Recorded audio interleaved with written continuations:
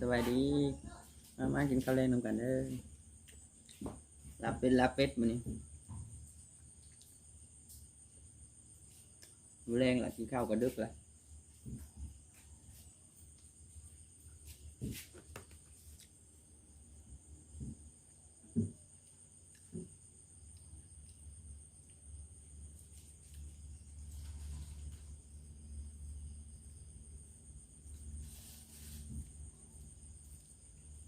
ทำแรงแห่งหมานใหญ่ๆโอ้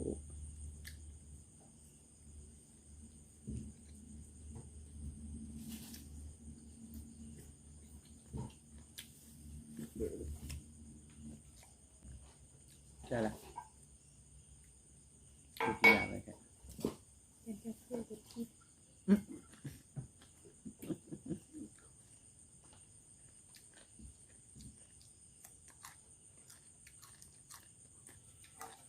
เขาจะเอาบุกเขาก่อน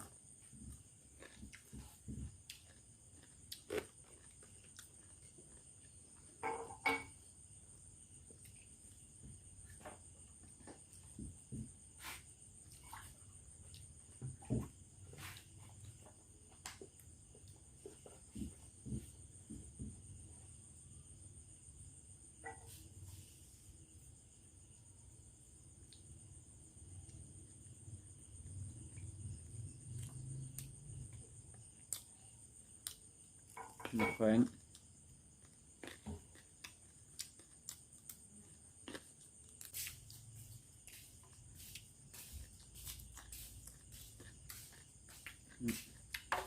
แนวกลับมีหมกแข้งหมกปีหมกถั่วนะหมกถั่วหมกเขือ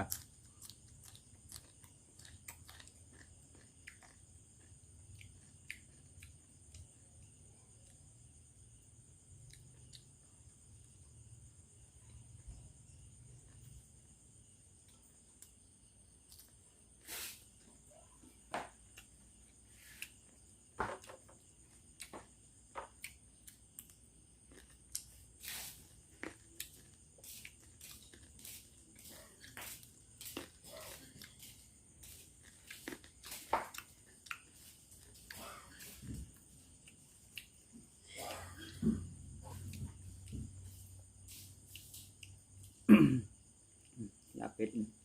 โดนๆไม่กินเท่านั้น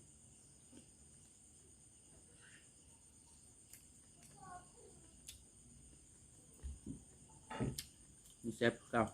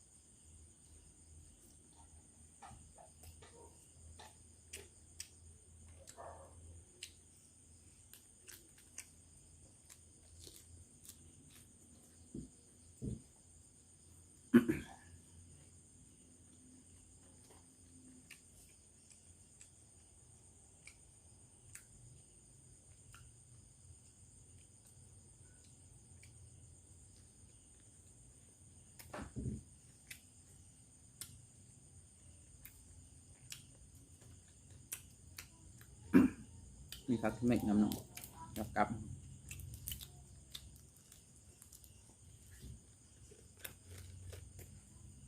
เข้ากันดีเนาะกินกับลาเป็ด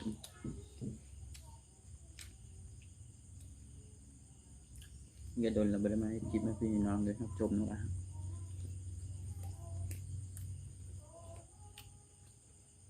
อันนี้ได้ลาเป็ด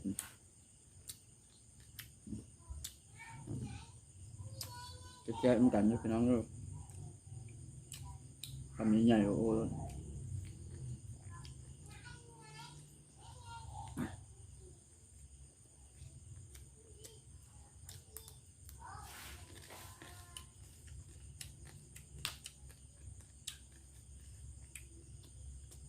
ดีกว่าเนาะกับมัน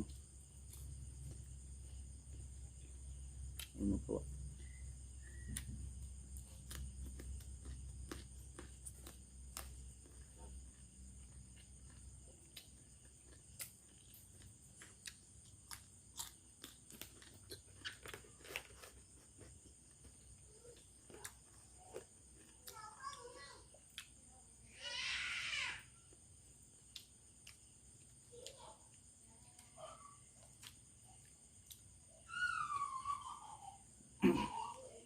นี่รับเป็ดเนาะ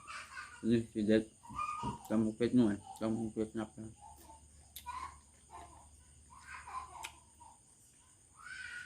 จวดเลยเนาะตัดเป็ดก็ไปจวดเลย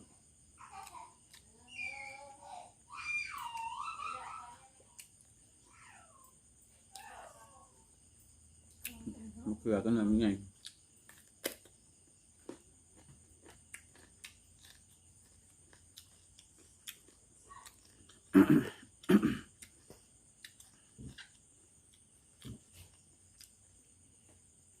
เป็นยังพันกี่ข้าวเมื่อกี้ข้าวกันเด้อข้าวเด็กเมื่อกี้ข้าวแรงเลย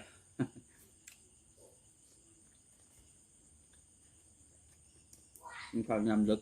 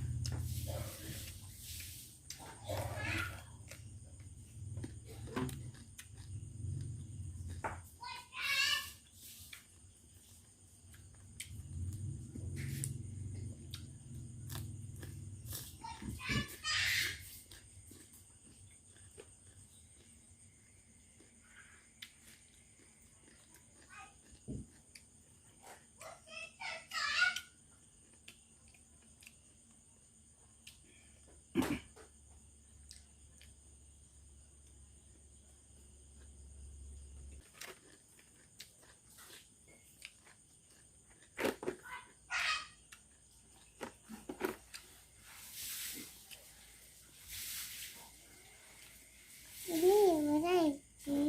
เคยจะเช็ดทำไมนะคะโอ้ยเกียร์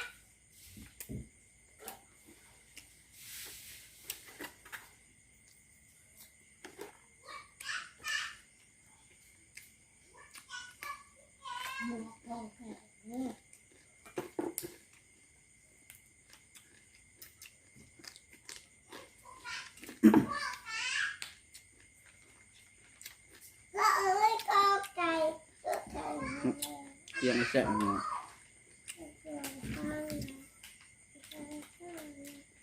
มาจะเช็ดแล้วก็ไก่ สำหรับคลิปนี้ก็ขอบใจที่จำมาชมเนาะสมัครอะไรเนาะติดใจก็กดแชร์กดติดตามกด subscribe ช่องไว้นำเด้อฝากพี่ฝากน้องไว้ที่เก่าเนาะแล้วสำหรับคลิปนี้ขอบใจสบายดี สบายดี สบายดีไหม